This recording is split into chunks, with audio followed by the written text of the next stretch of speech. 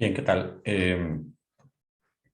Soy Héctor Velázquez y vamos a abordar el tema que está programado para este día acerca de las posturas culturales ante el dolor, el sufrimiento y la enfermedad, eh, que va muy de la mano con el siguiente tema, que es el ser humano y su dignidad ante el dolor. Prácticamente es un tema que va muy de la mano uno con otro. Vamos a intentar separarlos, las dos sesiones, para que vayamos pautando los temas en uno y otro caso. El tema del dolor y lo veíamos en la sesión anterior, es un tema que está unido intrínsecamente al tema de la vulnerabilidad.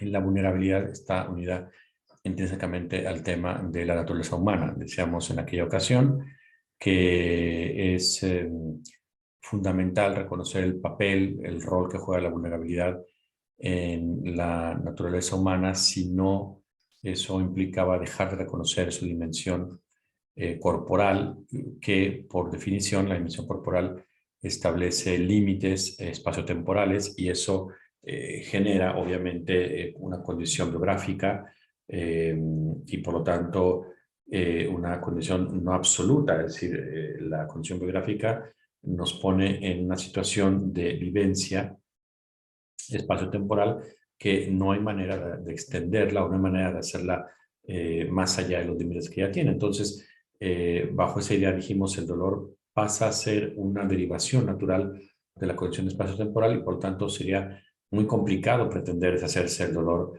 como una realidad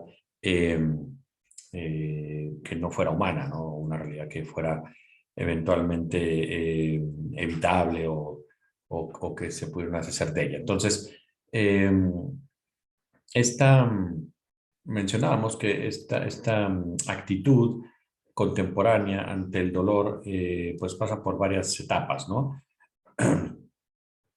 Hay un término que acuñó la profesora de la Cortina respecto del tema, la profesora de Valencia, eh, de ética. Es una profesora muy prolífica que ha tratado muchos temas acerca de ética contemporánea y su diálogo con la ética clásica. Bueno, y ella de alguna manera acuñó un término hablando del tema de la pobreza, donde quiso vincular las actitudes de rechazo que, que ocurren cuando el fenómeno de la pobreza se instala en la sociedad. La pobreza no es un fenómeno, desde luego, en ningún sentido que tenga buen mercado. Si no hay un solo país que se precie de sus índices de pobreza. Todos se precian en qué medida abandonan el índice de pobreza, en cuánto tiempo, en qué escala, etcétera. Pero nadie está orgulloso de la pobreza que tenga, y mucho menos si es miseria extrema, como en el caso de países latinoamericanos o en un país, México. Eh, y entonces la profesora Cortina establecía que este fenómeno, en buena medida, se afronta en ocasiones porque genera una reacción social, una reacción cultural, una reacción en el entorno que es el rechazo. Es decir, se atiende porque se siente uno mal con ella, porque no se sabe qué hacer con ella, porque no sabe dónde esconderla, porque no se sabe cómo gestionarla, porque no se sabe convivir con ella y no se desea convivir con ella, pero no porque nos quemen las manos para resolver el problema, sino porque simplemente no está en el escenario el contemplar los cambios estructurales que permitirían abandonar los esquemas de pobreza. Y entonces lo que ocurre es que hay una reacción social de rechazo, una reacción, una especie de reacción vergonzante ante la pobreza, y esto lo llama ella la aporofobia, que es la fobia o el odio al pobre, ¿no? Bueno, una cosa semejante, bueno, y la derivación de eso es que esa aporofobia genera una reacción, esto como muy parecida al esconder la tierra debajo de la alfombra y eventualmente deshacernos de esos factores.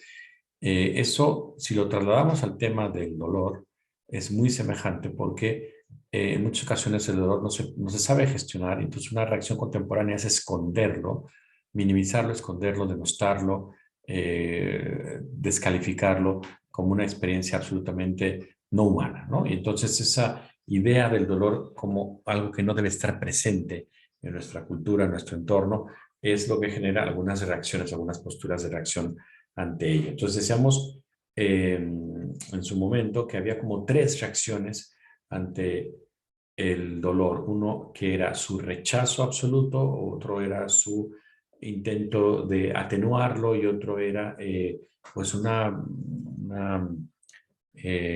postura que planteaba acogerlo, ¿no? Y en un diplomado como este, más bien en un curso como este, perdón, de Cuidando al Cuidador, estas sesiones que hemos tenido de más reflexión filosófica, más reflexión temática, intentan posicionar el tema del dolor dentro de la antropología misma, dentro de la naturaleza misma, dentro del ser mismo que tenemos. Y entonces, la tesis, obviamente voy a intentar argumentar es la necesidad del acogimiento, y que ese acogimiento sea un acogimiento no vergonzante, sino que sea un acogimiento proactivo, ¿no? Esto se relaciona con el tema, decíamos en su momento, de una ética, un talante, un ethos, un talante, una distinción como seres humanos, que tiene que ver con el cuidado del otro, con la advertencia de la vulnerabilidad ajena, no para hacerla un propósito de evasión, sino para hacerla un propósito de acción, un propósito de proacción, de acción proactiva. Y decíamos que esta actitud, esta postura que intenta tener al otro como destino en el mundo contemporáneo, se había configurado bajo la idea de la ética del cuidado. Una ética del cuidado que tiene varios elementos y que de alguna manera nos permite postular un modo de entender al ser humano donde ninguno de los seres vulnerables que nos rodean nos sea ajeno y por lo tanto sea una especie de responsabilidad colectiva compartida el tener gente que nos rodea que sean vulnerables y más en el caso del dolor. Esta ética del cuidado tiene como varias dimensiones. Una, a veces, ética del cuidado se entiende los principios éticos que deben regir el cuidado de otro, ¿no? Pero no es este el enfoque, o sea, no es una ética de regulación de la moralidad y el cuidado del otro, sino que es una ética más bien que tiene que ver con una ética del otro como destino, ¿no? Es un poco el escenario, una ética del otro como destino. Y en ese sentido, la idea de ética del cuidado es hacer toda una descripción, una argumentación de por qué el otro es destino de nuestra preocupación, por qué el dolor del otro tiene que ser destino de nuestra preocupación. Eso como la postura del acogimiento. Hay una postura que es más bien de la atenuación y otra postura que es de plano del rechazo, ¿no? Pero esa postura del acogimiento, permítanme comenzar con esta, eh, está enmarcada en una nueva perspectiva de ver la realidad del mundo que nos rodea. Una perspectiva que enfoca el mundo que nos rodea, eh, que ubica la existencia del ser humano en el mundo que le rodea bajo una nueva visión. Algo de esto veíamos ya con ocasión de la naturaleza humana. Decíamos que como fruto de la nueva manera de enfocar el estudio de las ciencias biológicas, se analizaba al ser vivo como la reunión de una triple dimensión: origen, funcionalidad y contexto, ¿no? Y se decía que si trasladamos esa estructura al caso del ser humano, podemos tener también esas tres dimensiones: la corporeidad, que sería el origen con lo que venimos, ¿no? La corporeidad, la vulnerabilidad, etcétera, es con lo que venimos al ser. la funcionalidad, que es la gestión que uno hace con las facultades que tenemos, principalmente la racionalidad distintiva en el ser humano, y eh, el contexto, que era este carácter relacional que nos hace interactuar con otros necesariamente para crecer en la gestión de la autonomía racional y su funcionalidad, y para poder aprender cómo vivir nuestra propia corporeidad biográfica, es decir, el contexto le da cuerpo, le da ser a las otras dos dimensiones. Bueno, eso lo habíamos dicho en cuanto a la naturaleza humana. Sin embargo, también hay que añadir lo siguiente. No es poca cosa que digamos que el contexto es lo que determina la existencia del sujeto, es decir, en dónde está, en dónde encontró el ser, a dónde vino a aparecer, es el margen de acción de nuestra propia corporeidad vulnerable y de nuestra propia racionalidad eh, autónoma. No es lo mismo los recursos que necesita alguien para aprender a gestionar cómo razonar, cómo ser cada vez más autónomo de las pulsiones instintivas, o cómo manejar la vulnerabilidad biográfica. No es lo mismo aprender a hacer eso, las necesidades que uno tiene, si ha nacido en pobreza, o ha nacido en pobreza extrema, o ha nacido en un entorno cultural, en un contexto de analfabetismo, que si se es hijo de un diplomático o de un premio Nobel de literatura, o se tiene una situación privilegiada económicamente hablando. O sea, no son las mismas necesidades, y el entorno en ese sentido configura la manera de gestionar la racionalidad y la manera de vivir la biografía. Entonces, eso es importante porque hay una propuesta que se ha intentado poner a la mano, ¿no? Que ha intentado postular el modo de articular la existencia humana teniendo en cuenta el contexto, que es la ontología relacional. Esta postura lo que dice es, en esta tripartita dimensión, eh, la del el origen, que trae la corporeidad y la vulnerabilidad, la funcionalidad, que es la racionalidad y la autonomía, y el tercer factor, que es el contexto, lo que está intentando enfatizar es que ese contexto, que es el carácter por el cual somos intersubjetivos y somos necesitantes de otros, es lo que configura en realidad al ser humano. O sea, el carácter relacional es lo que configura al ser humano. De tal manera que la racionalidad está atravesada por el carácter relacional, de tal manera que la vulnerabilidad biográfica y corporal está atravesada por el carácter relacional. Es decir, la vulnerabilidad corporal con la que nacemos es relacional, nos pone en relación con otros, si no, no sabríamos que somos vulnerables, y tampoco podríamos resolver esa vulnerabilidad, porque eso nos mete en el círculo de acción de otros, de nuestros padres, de nuestros hermanos, de nuestros amigos, etcétera. Lo mismo pasa en el caso de la racionalidad. Es decir, la racionalidad es una capacidad de gestión que tenemos de las pulsiones instintivas, y que eso no se vive en esas pulsiones, y no se vive la gestión de esas pulsiones si no es con otros, si no es entre otros, no solamente en compañía de, sino entre ellos, no solamente en una coincidencia, sino en una coexistencia. Entonces, allí se anuncia que eso nos muestra una nueva manera de considerar al ser humano, una nueva manera de ver su existencia, una nueva manera de leer su presencia, y esa presencia esa presencia es una suerte de ontología. ¿Sí? La ontología es el estudio del ser de una determinado campo de realidad. Bueno, pues la ontología del ser humano, bajo esta idea, es una ontología relacional, o sea, un estudio de la relacionalidad del ser humano como un definitorio esencial, natural, articulador natural del ser humano. Y entonces eso genera que el modo de existir cambie. No es simplemente uno un compañero, decíamos, de los demás en el mundo, sino que realmente se es un coexistente. ¿Y qué es eso coexistente? Aunque lo mencionábamos en su momento en la clase que tenemos respecto a la naturaleza humana.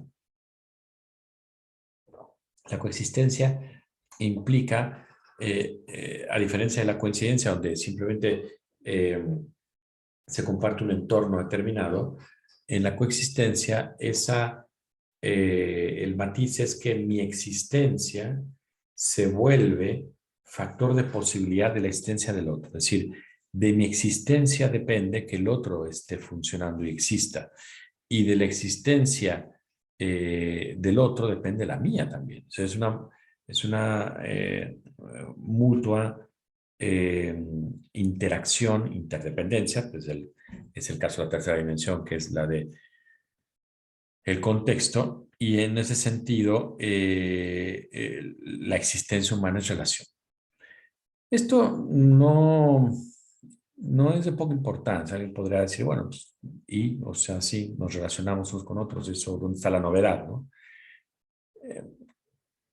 En la especulación ética, la especulación antropológica, cuando se quiere argumentar, cuando se quiere fundamentar un enfoque filosófico, eh, de alguna manera la argumentación descansa en la idea de, eh, del análisis antropológico. Es decir, argumentar lo que tiene que ver con el ser humano se fundamenta analizando qué es el ser humano, al menos desde el punto de vista filosófico, ¿no? Pero una discusión o una validación antropológica tiene su sede, tiene su fuerza, tiene su fundamento en una visión metafísica. Es decir, el estudio del ser, de cómo existen y por qué existen las realidades que nos rodean, que es el estudio del ser, fundamenta lo que se puede decir de un tipo de ser que es el ser humano, que será la antropología filosófica. La antropología filosófica depende de la metafísica. Entonces, que uno diga que el enfoque va a ser de una metafísica o una ontología, en ese momento no me meto a hacer la distinción de metafísica y ontología, no viene el caso, pero si uno dice que la ontología o metafísica de la cual vamos a partir es la metafísica o la ontología relacional, estamos diciendo que esa ontología es la que va a fundamentar la antropología filosófica. Entonces no es poca cosa. Eso por un lado. Por otro lado, el iniciador de todo este discurso metafísico sistemático que tenemos en Occidente,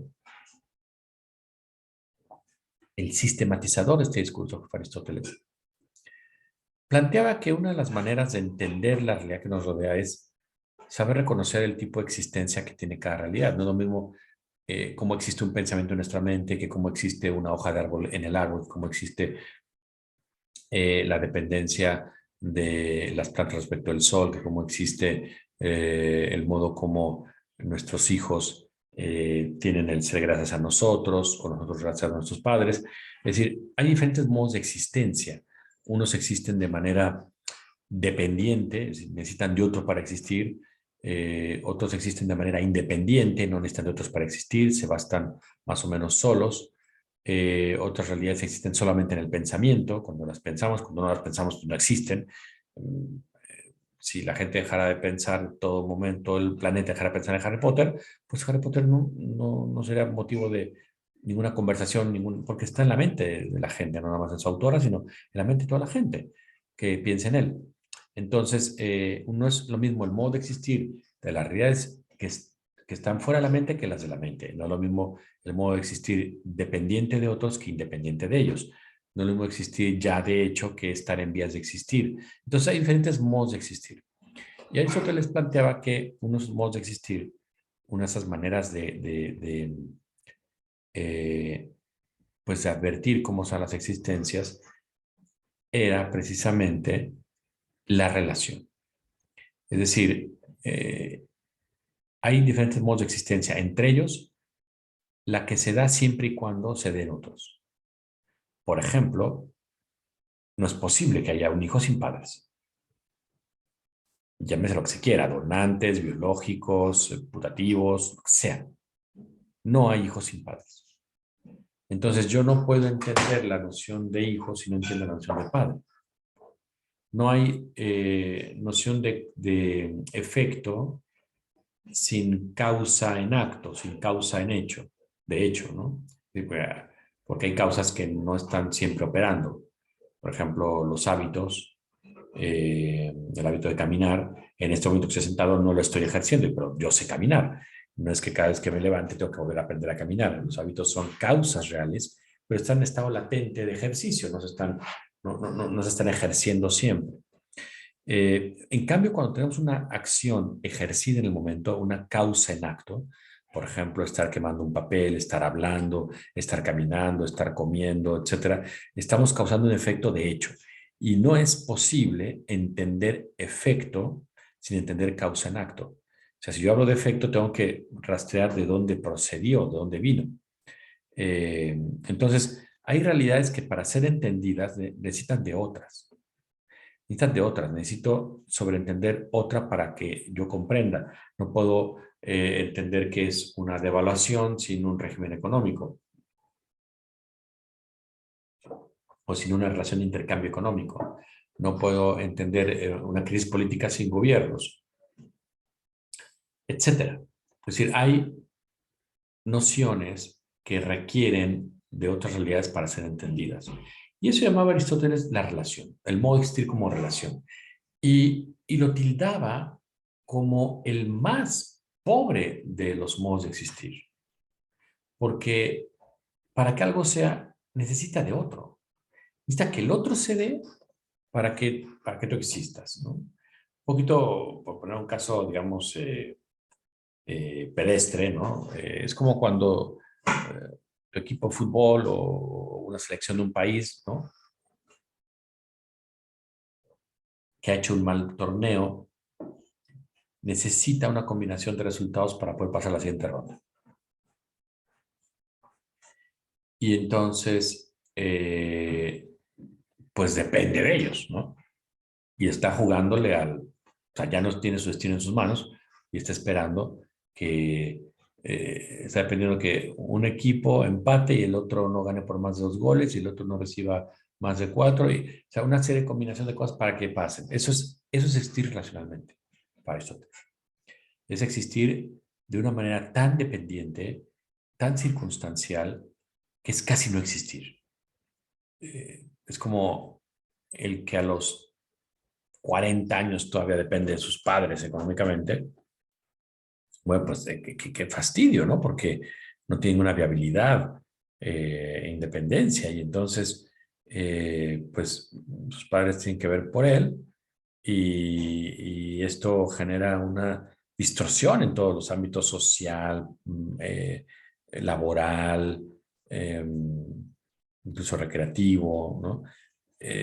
Cívico. O sea, el problema ahí es que, que no se está hablando de una capacidad porque está en relación con, o sea, su existencia se define en relación con la de los otros. Mientras estén los padres, feliz. Mientras no estén, va a ser cuando no estén, va a ser un drama. Y porque a veces hay gente que no sabe trabajar o que no, que simplemente ha estirado la mano y se ha abusado de otros que han visto por él. Bueno, esto lo que quiero ilustrar es el modo de existir como relación. Entonces, cuando esto se les dice, el modo de existir de relación es el más pobre, porque es una dependencia. Para que se dé una realidad, tengo que esperar a que se dé la otra. Esto haría ver que los ámbitos relacionales pues, son muy débiles, se rompen fácil, porque no radica en ellos lo fuerte de la existencia. Es decir, si yo trabajo en una empresa o en una dependencia, eh, y, y me preguntan qué tan perteneciente me siento a esa entidad, a esa institución o lo que sea, es muy probable que mi respuesta sea en función de cómo me ha ido ahí y de cómo se hayan desvivido o no, por que esté yo ahí o porque colabore, etcétera, ¿no? Es el carácter relacional. Dependo de otros para poder ser. Por eso, plantear que hay una ontología relacional detrás de esta redimensionalidad del ser humano y del dolor es plantear una redimensión de la metafísica misma. Porque, insisto, metafísica corte aristotélico clásica mismo. Porque esto que para esa metafísica, la relación es el factor más pobre de existencia, es el modo de existir más pobre, ¿no? O está entre los más pobres, por endeble, por condicionado, por circunstancial. Y la tesis de algunos autores es que esto no es así. Así que la relacionalidad es la esencia humana. Y esto es importante porque es una nueva metafísica. Pensemos, para dimensionar esto, por ejemplo, un caso que tiene que ver con la vulnerabilidad, que es el envejecimiento. Envejecer es un fenómeno muy peculiar, porque el ser humano se da cuenta que envejecer no es simplemente desgaste. O sea, no sé, el decaimiento de la resistencia a un material por corrosión, por elementos medioambientales, etcétera. Aunque le decimos coloquialmente envejecimiento, esta estructura está muy envejecida, estas varillas ya están muy envejecidas, aquí está envejeciendo este recinto, está muy abandonado, etcétera. Aunque usamos esas nomenclaturas, no parece que corresponda propiamente a lo que estamos intentando decir. Porque envejecer en el ser humano es un paulatino proceso de dejar de tener bajo nuestro mando las facultades. Si entramos en este estado dicho un poco chuscamente, del yo siempre a mí nunca, ¿no? Es decir, yo siempre podía hacer tal cosa, yo siempre iba a no sé a dónde, o a mí nunca me pasaba tal, a mí nunca me dolía tal. Y entonces la vejez empieza a tener ya esa transición al no siempre y al yo nunca, como un signo de vulnerabilidad que se ha presentado y que si eras sano, pues está bien, eres sano, pero también eres mortal. Entonces va a empezar a haber una atrofia de facultades, ¿no? Entonces el envejecimiento se va convirtiendo en una especie de, de vía hacia el final. Si se enfoca bien, esto no tendría por qué ser así. Es decir, no tendría por qué ser una vía hacia el final, que nos muestra el final que nos depara, sino que tendría que ser quizá más bien, más que una vía hacia el final, una oportunidad para el crecimiento. En el envejecimiento hay un proceso de creciente pérdida de la gestión de la persona que somos. Y hay la persona que conocimos que éramos, no solamente en un asunto de identidad, es un asunto de reconocimiento de las facultades. Al final, el cuerpo que poseemos no es que funcione como un habitáculo, como una cápsula en la que habita la conciencia, que eso es una manera dualista de plantearlo, cartesiana de plantearlo, pero en cierto sentido, el cuerpo que poseemos ha sido el modo, ha sido el vehículo de expresión y de acompañamiento del mundo que nos ha rodeado. No hemos conocido otro mundo que nuestros ojos nos han dado, no hemos conocido otro mundo que aquel en el que nuestros sentidos se han expresado, han tomado los estímulos y han puesto en el mundo, nuestras propias impresiones. El mundo que conocemos es el mundo corporal con el que hemos nosotros nacido. Y eso implica que, de alguna manera, envejecer, que tiene como consecuencia la creciente incapacidad de gestionar esa corporeidad, de algún modo tenga como consecuencia también el extravío de quiénes somos, porque ya no poseemos las mismas facultades para poder movernos en el entorno, y entonces yo ya no era ese, yo ya no soy el que era, ya no soy el que recordaba ser, ya no soy el que podía emprender, el que podía manejarse, el que podía acometer. No, hombre, lo que hay, mucho la vejez de mucha gente, que son encomiables de cómo se siguen superando, incluso estudian carreras, etcétera. Pero al final, el envejecimiento implica un extravío del sujeto que se era. Y sin embargo, no es lo mismo que le ocurre a una montaña que va erosionándose, a la viabilidad de un material que se va, que, se, que el entorno le va generando corrosión.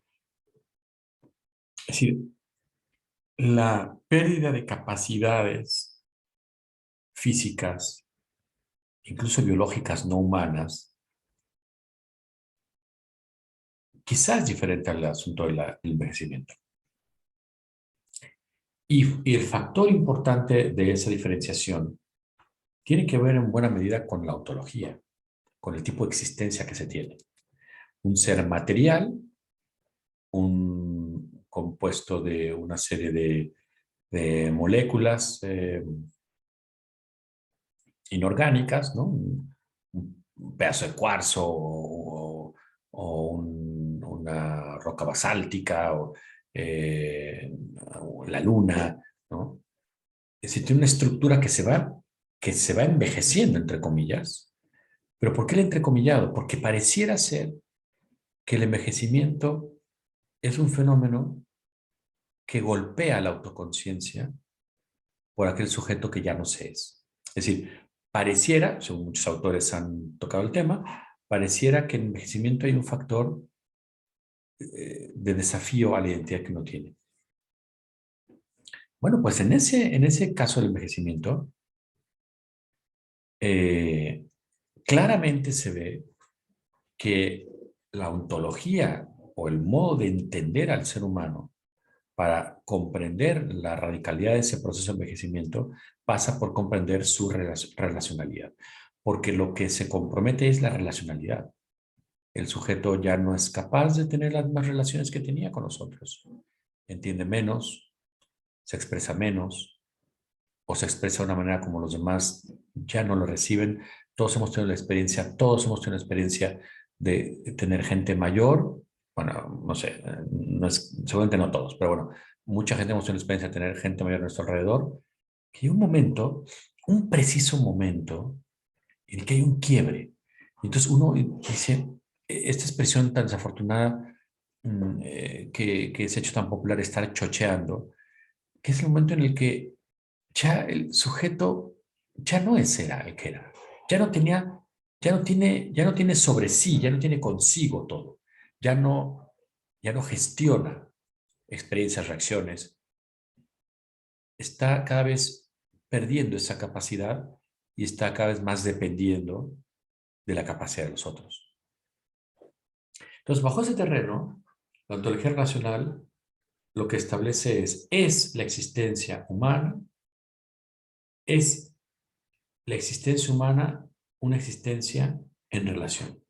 No como planteaba Aristóteles, que la relación es el modo más pobre de existir porque depende, para entender uno depende del otro, depende que se dé uno para que se dé el otro. No, aquí es porque mi carácter existente es vinculante con otro.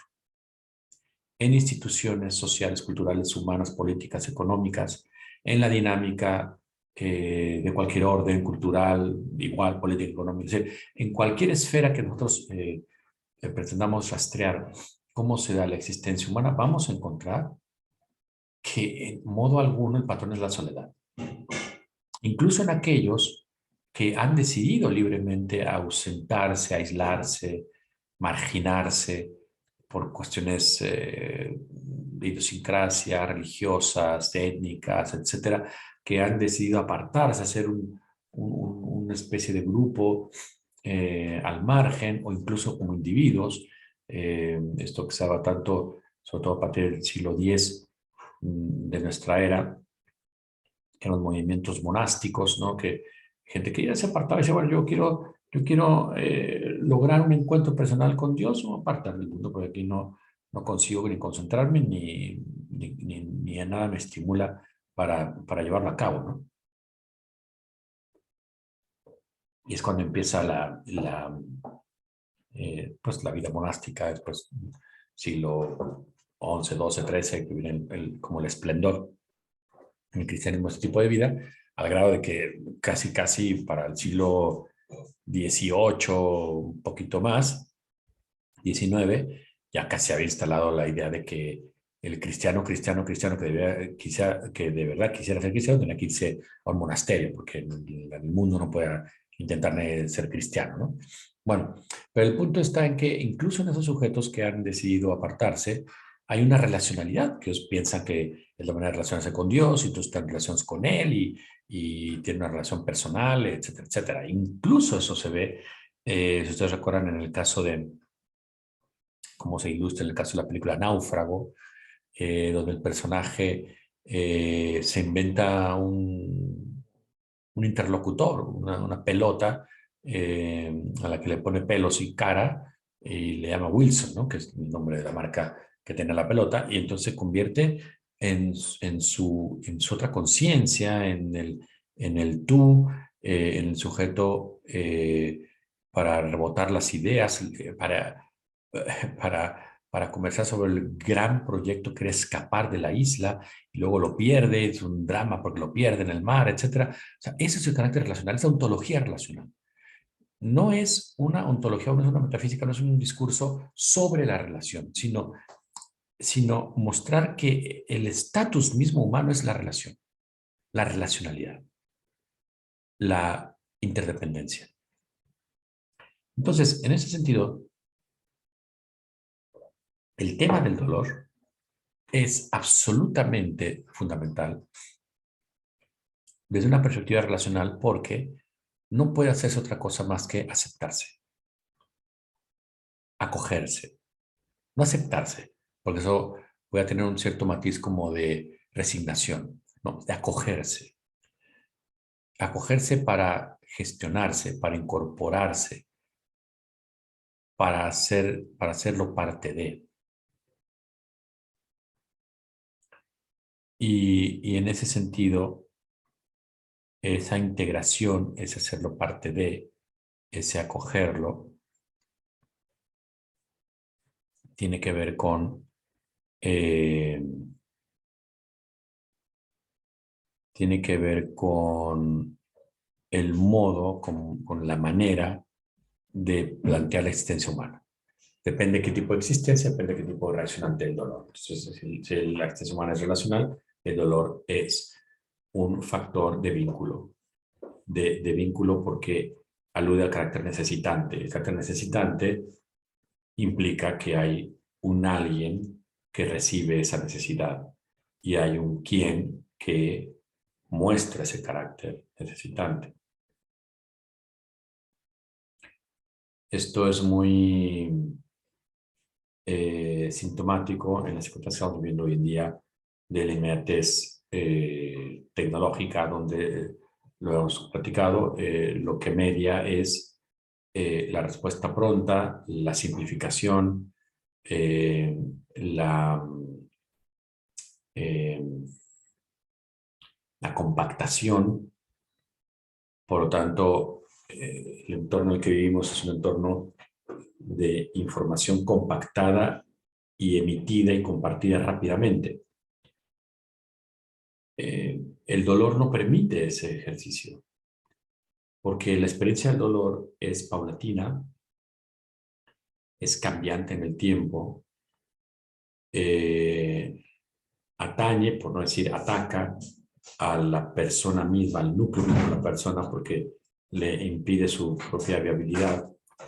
Y entonces eso hace que el sujeto, como estamos ya, no solamente le ocurre que no puede ya funcionar, sino que le parece absolutamente imposible seguir existiendo, ¿no?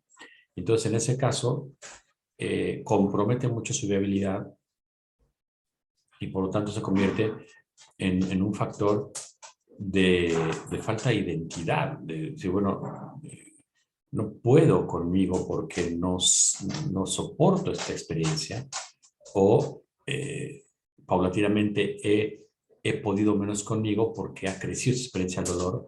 El doliente es otro sujeto. Decíamos que inmediatamente pierde sus capacidades más básicas, sus funciones de interacción se ven completamente comprometidas, ¿no? Es otro sujeto el doliente. Entonces, cuando la actitud es de acogimiento, eso solo puede fundamentarse desde una ontología, desde un acercamiento duro, que sea la ontología relacional, o que aludiera al carácter relacional humano. De lo contrario, tendría que argumentarse por el lado de la filantropía, eh,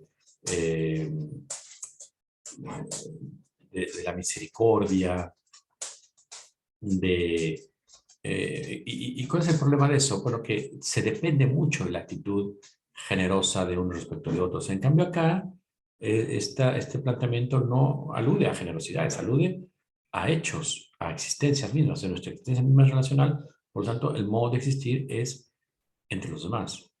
El modo de existir es en coexistencia, el modo de existir es que mi acción haga composible la existencia del otro y esperando, exigiendo que la existencia del otro haga composible mi propia existencia. Eso tiene derivaciones jurídicas, derivaciones sociales, cívicas, políticas, etcétera. Es decir, yo puedo exigir con mayor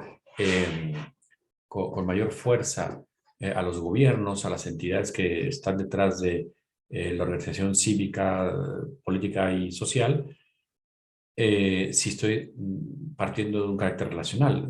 No se pueden desentender ni de mi protección, ni de la infraestructura que permite mi convivencia. Es decir, yo puedo, en virtud de esa metafísica, esa ontología, puedo reclamar una serie de servicios, bienes e instituciones que funcionen de manera que hagan posible mi existencia y que permitan que mi actividad sea protagonista para hacer posible acceso a los demás, es decir, que permitan la incidencia social, ciudadana, etcétera.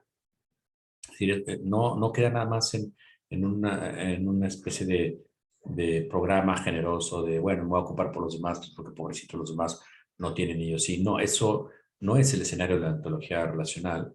Y entonces, por eso decía yo, si lo que se pretende es una apuesta por la aceptación, acogimiento del dolor, tiene que ser basado en una metafísica dura, un planteamiento duro que parta de estas realidades.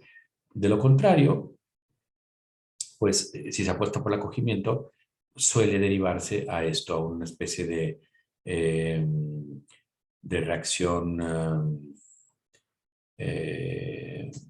¿cómo se dice?, generosa o misericordia, o en el peor de los casos de lástima, ¿no? Y eso ni siquiera es merecedor del talante humano. O sea, no es que sea indigno recibir la misericordia de otro o incluso la, eh, la lástima de otro, sino que es más fuerte, es más duro suponer un trato y una convivencia en función de lo que uno es, no en función de cómo es percibido, de lo carente que supuestamente se es, etcétera, ¿no? Entonces, eso en cuanto a la postura del acogimiento.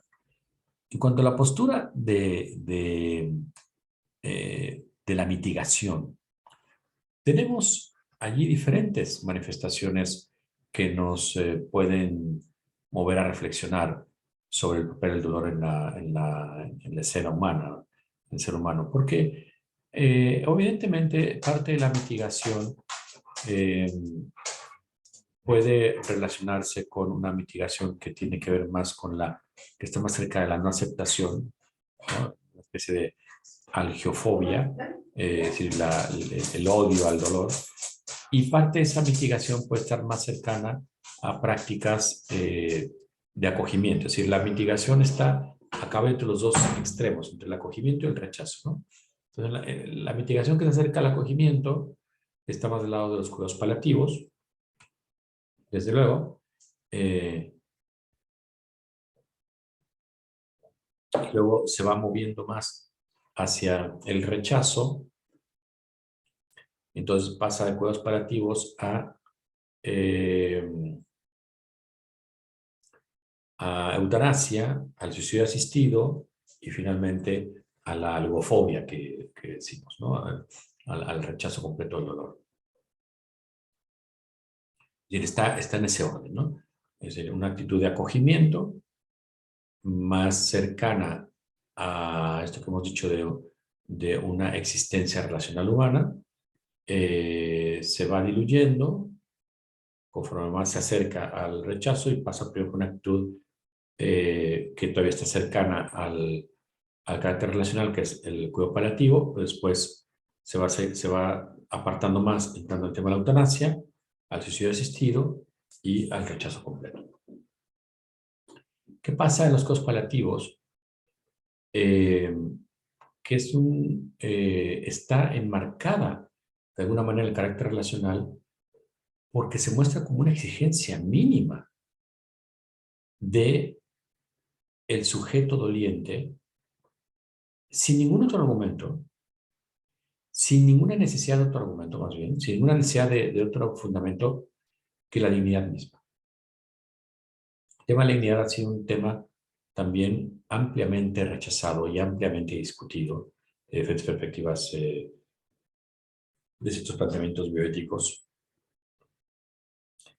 que pretenden que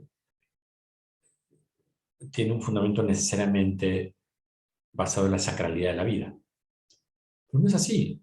Claro, si tuvieras fundamento en la sacralidad de la vida, el que no comparte ningún tipo de fe en ningún tipo de entidad sobrenatural, con todo hecho puede decir, pues mira, tu creencia religiosa pretende que la vida tiene un carácter sagrado, ¿no? Porque viene de una divinidad o lo que sea. Pero yo al no compartir esa creencia, creo estar en todo mi derecho de insistir en que no se me puede a mí obligar a vivir bajo las ideas y creencias de otros, sean mayoría o minoría, eso da igual. Y ese argumento es potente, porque en efecto sería indigno, ¿no? Curiosamente, sería indigno que alguien fuera obligado a vivir de acuerdo a una serie de creencias religiosas que él no comparte. Es una especie de teocracia, ¿no? Como hay en los regímenes de Medio Oriente, que son fundamentalistas, etcétera, y que la validez de sus acciones son de talante religioso y que no lo comparte está condenado a morir o a ser expatriado, etcétera. Pero ese no es el fundamento, la sacralidad de la vida por un origen divino, no es el fundamento de la divinidad. Sí hay una serie de temas, de, de problemas que son ya parte digamos, del patrimonio filosófico, que en su origen tuvieron un discurso, o vinieron de un discurso de naturaleza teológico. Por ejemplo, la noción de persona, que si bien fue tomado del campo jurídico y del campo artístico los griegos y jurídico en los romanos, su parte fundamental, su protagonismo fundamental en Occidente vino asociado al tema de las discusiones sobre la Trinidad, ¿no? Cómo explicar que hay Dios Padre, Dios Hijo, Espíritu Santo, entonces cuántas personas son, que es un sustrato, que no es un sustrato, etcétera. O sea, las discusiones teológicas generaron o pusieron en la mesa el tema de la persona como este agente sustancialmente autosuficiente, diferenciable, único, no confundible con otros, ¿no? O sea, la idea de persona nace en buena medida en ese contexto, pero después ya no depende de él. O sea, es una idea, es un concepto que ya en unos términos más eh, laicos permite una elucubración acerca de nuestra individualidad, nuestro carácter, eh, nuestro carácter como núcleo aglutinante de nuestras facultades, de nuestra conciencia, etc. Entonces, en ese sentido, la, la idea de la dignidad como el garante del reclamo de la atención, el acogimiento paliativo del dolor ante una circunstancia de muerte en el horizonte, de muerte irremediable en el horizonte debido a una enfermedad irreversible, que son los cuidados paliativos, no tiene, repito, su fundamento en el carácter sagrado, sino que tiene su fundamento en un valor intrínseco, incondicional, que se pretende, tiene todo ser humano por el hecho de existir. ¿Y dónde saca uno eso? Que el doliente tiene ese carácter de valía intrínseca incondicional, es decir, por sí mismo y al margen de cualquier consideración, al margen de cualquier circunstancia, al margen de cualquier, no sé, de cualquier variante de su acción, de su estado de ánimo, de lo que sea, ¿no? ¿De dónde le viene esto? Bueno, pues le viene de que el sujeto, en buena medida, o cualquier sujeto, cualquiera de nosotros, en buena medida, reclamamos un trato humano en cualquier momento de nuestra existencia, en cualquiera de las circunstancias en las que nos encontremos, incluso en aquellas donde no estamos dolientes. Es decir, yo estoy formado en una fila, esperando subir un transporte o la atención en la ventanilla, y si se mete uno enfrente de todos nosotros o enfrente de mí, reclamaremos, porque nos parece propio de cada uno de nosotros ser atendidos por igual en el momento en que nos corresponda.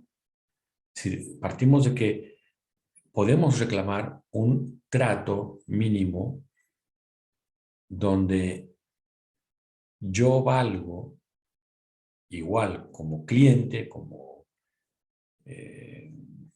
lo que fuera, que estoy esperando atención en una ventanilla, que cualquiera de los que estamos en la fila. Y por eso hay una sucesión en función de cómo vamos llegando. O en función del turno que sacamos en, ¿no?, despachador de turnos. Es decir, allí hay un carácter, hay un carácter fundamental de reconocimiento de lo que somos como agentes y lo que pedimos ser reconocidos como agentes de valor en cualquier circunstancia de nuestra vida. Si vemos que están golpeando a un niño indefenso o incluso aunque se esté queriendo defender, si es que están golpeando, si vemos que están abusando de una persona, si percibimos cómo están raptando a alguien, si vemos cómo agreden a una autoridad. Es decir, la reacción natural es, o sea, no nos extraña, no nos sorprende que esta persona pida un cambio de actitud ante ella. En cualquier momento de nuestra vida. Es decir, no decimos, a ver, es que nosotros los simpáticos merecemos un mejor trato. No, no se alude a tu simpatía, no se alude a tu destreza en el hablar, no se alude a tu altura, no se alude a la cantidad de calorías que consumes. O sea, es intrínseco e incondicional el reclamo que todos pedimos en cualquier momento de nuestra vida a ser reconocidos y a ser tratados como lo que somos, como seres humanos. Eso no tendría por qué ser diferente en el caso del doliente. Es una etapa más, es un sujeto biográfico, por lo tanto, al ser una etapa más y al ser un sujeto biográfico, no tiene nada particular que también incluso en ese contexto sea atendido como tal. Entonces, en ese caso, el, el doliente, muy cercano a la argumentación relacional, exige el acogimiento entre una comunidad, exige el acogimiento de su vulnerabilidad en una comunidad y entonces, por lo tanto, exige el derecho a tener cuidados paliativos cuando no está en circunstancias dignas de estar viviendo esa vulnerabilidad, porque está viviendo el colapso en sus fuerzas, en su atención, en su viabilidad. Entonces, exige ser acogido como el doliente que es, no como un saco de piel y huesos que se puede arrinconar, sino darle la experiencia más humana posible a uno de esos momentos que está viviendo biográficamente, que es el dolor terminal o la situación de enfermedad terminal. Acercándonos un poco, alejándonos un poco de esa circunstancia de valor físico incondicional, es que entra la eutanasia, donde no se argumenta en función de ningún valor intrínseco incondicional, sino a partir de o valores extrínsecos o viabilidad funcional, pero no a partir de un valor intrínseco incondicional. Entonces dice, a ver, yo soy libre de decidir en qué momento debo morir y yo puedo pedirle a un agente sanitario que intervenga para interrumpir mi vida, ¿no? Porque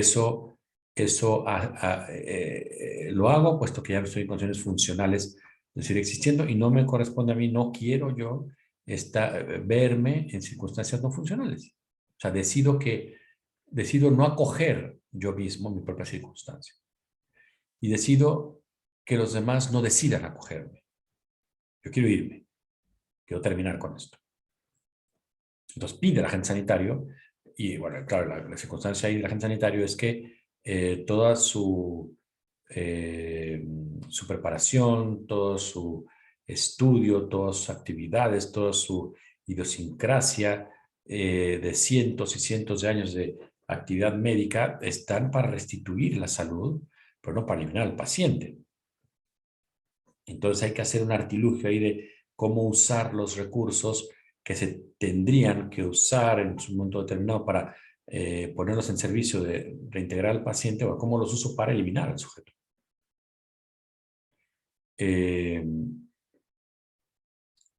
bueno, eso ya sería una muerte asistida como tal, ¿no? Pero en la eutanasia, que es una especie de intervención muchas veces argumentada en función de la solidaridad, de la empatía, del acompañamiento hacia el sujeto doliente, hacia una sintonía con la imposibilidad de gestionar una vida así. Bueno, muchas veces, no que sí que siempre, pero muchas veces en esos planteamientos que se ofrece el servicio de la eutanasia, eh, como algo que pudiera pedir el doliente, eh, de alguna manera eh, se destaca por su ausencia el ofrecimiento de los cuidados paliativos o de un tratamiento del ser humano como lo que es una vulnerabilidad, necesitante, relacional. Y si se ofreciera esa, es muy probable en muchos casos que se ofreciera esa circunstancia de acogimiento del dolor para no verlo como algo de lo cual hay que hacerse a cualquier costo y como no se puede, mejor deshagamos al que lo está sufriendo. Cuando se ve así como un sujeto ajeno, un sujeto que, que, que ha perdido toda razón de interacción con nosotros, es que él decide, en muchos casos muy comprensiblemente, acabar con su vida. O sea, pidiendo que se tenga empatía con el sufrimiento, pidiendo un suicidio asistido. O bien, los familiares o los agentes sanitarios argumentando esta empatía, decir, no, es que esto no es sano, no es digno, porque yo no quiero que esto siga ocurriendo, porque no tolero que esto siga ocurriendo, porque yo como familiar no tolero que mi familiar esté en esa circunstancia, porque yo como amistad, como agente sanitario no tolero que, entonces hay que actuar para poder quitar de enfrente esa circunstancia que implica cargarse también al individuo. Si es eliminar el dolor, cargándose al protagonista.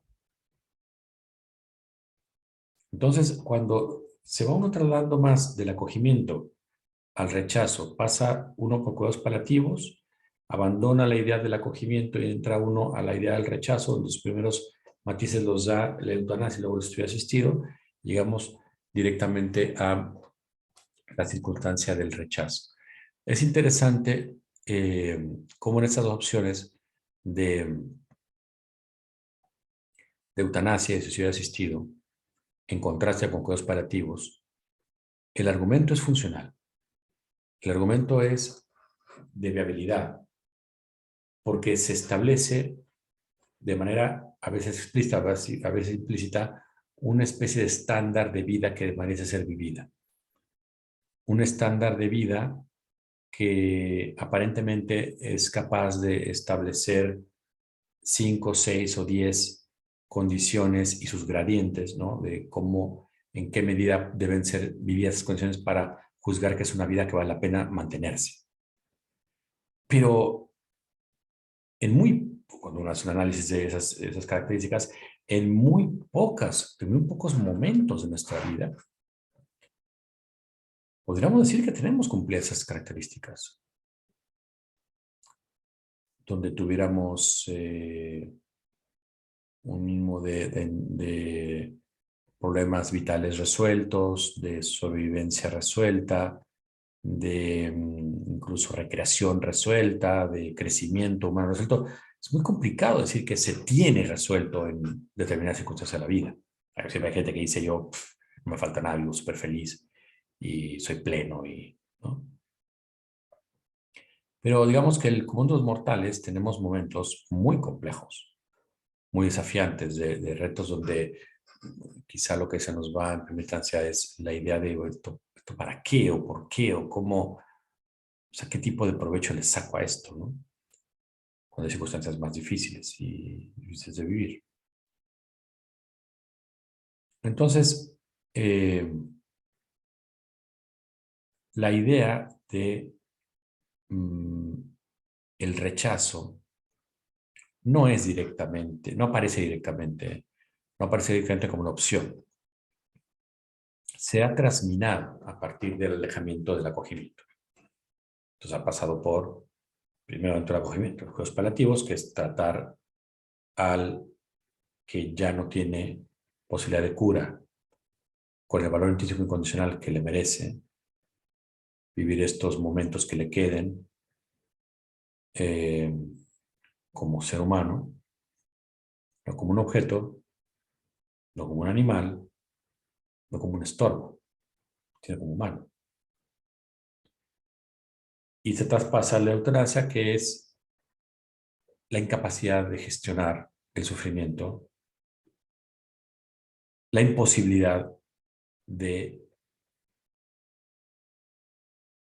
acogerlo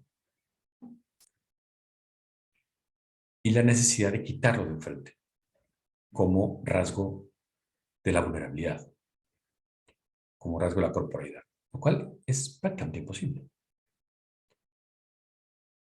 Pero como no lo puedo quitar de enfrente porque es parte de la composición natural de la vulnerabilidad espacio-temporal de nuestra corporalidad, entonces quitemos al sujeto. Porque no nos parece digna esta situación en la que está viviendo, pero no es digna.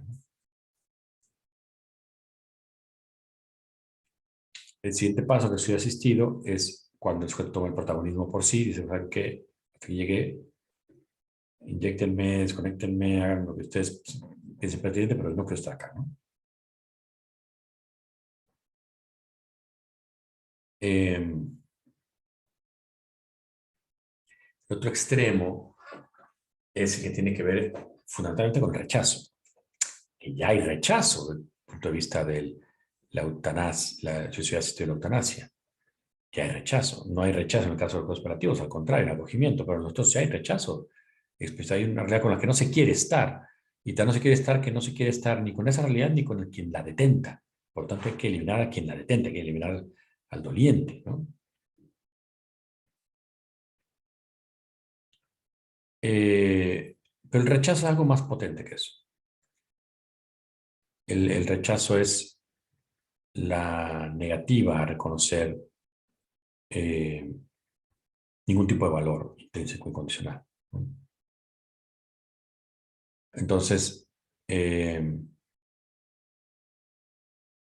es importante en este discurso tomar en cuenta que el rechazo al dolor viene en buena medida por una incapacidad de acogimiento o por más bien por una decisión de no acogimiento,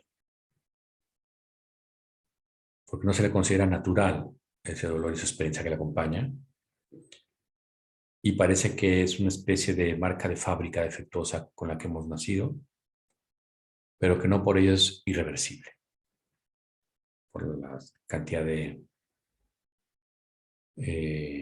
herramientas que se tienen para poder eh, eliminarlo, ¿no? Para poder dejar de tener enfrente. Entonces el rechazo lo que hace es plantear, no es humano el dolor, no es intrínseco a la corporeidad, no es señal de vulnerabilidad y tampoco de condición precaria. Lo que es un resabio, es una herencia, es unas condiciones que ya no, que estamos en la madurez cultural y científica para decir, no quiero. No importa que haya heredado 2 brazos, no quiero 2 brazos. O no importa que haya heredado, sé, colon, pues no quiero colon. Es decir, no porque esté presente es loable, es un poco el argumento, ¿no? Y para los más radicales del rechazo, para los más radicales pues, son aquellos que dicen de plano, vamos a deshacernos de los dolientes, ¿no? Un poco como el que postulamos a hacernos de los pobres, estos criminales que las chabolas de Río de Janeiro hace unos años hicieron escuadrones de la muerte para matar gente en situación de calle, ¿no? No es el punto ese, obviamente, sino que eh, aquí la cuestión es, el rechazo consiste en una desarticulación de la naturaleza vulnerable. Y para desarticular la naturaleza vulnerable tengo que desarticular lo que he recibido como ser humano, lo que reconocemos que un ser humano es. Hay que intervenir, hay que modificarlo, hay que rediseñarlo. Hay que, hay que generar otro tipo de ser humano diferente. Otra cosa que no sea este ser humano que somos, pero que no tenga dolor. Y si apuras un poco, la consecuencia propia del dolor que es la muerte. Entonces, eso es como el umbral. Acogimiento, rechazo. Y en el entorno, mientras más estamos cerca del acogimiento, cuidados paliativos, mientras más acercamos al rechazo, eutanasia, suicidio asistido, rechazo completo. Y hay una postura en el rechazo completo que argumenta que en este momento estamos en particular condición para poder enfrentar el rediseño del ser humano que podemos querer ser, que es el llamado transhumanismo. Que, a diferencia de otras posturas acerca del dolor humano, explícitamente se articula para eliminar el dolor de la condición natural humana. Pero bueno, al análisis de esa postura le dedicaremos la siguiente sesión. Esta sesión que ustedes están viendo, que es la correspondiente al martes, la dejaremos aquí. Y en la siguiente sesión, que correspondería al jueves, veremos a grandes rasgos las tesis del rechazo del dolor en la naturaleza humana que plantea el transhumanismo como un movimiento cultural, político, científico, económico, etc. Entonces, vamos a dejar esta sesión en este momento y el jueves seguimos con el planteamiento acerca del papel del dolor en el ser humano, haciendo énfasis en el transhumanismo y en una cierta visión crítica que podemos hacer acerca de él. Muchas gracias por su conexión, por su atención, por esta sesión que hemos grabado para ustedes y nos vemos entonces en la siguiente sesión del jueves. Gracias.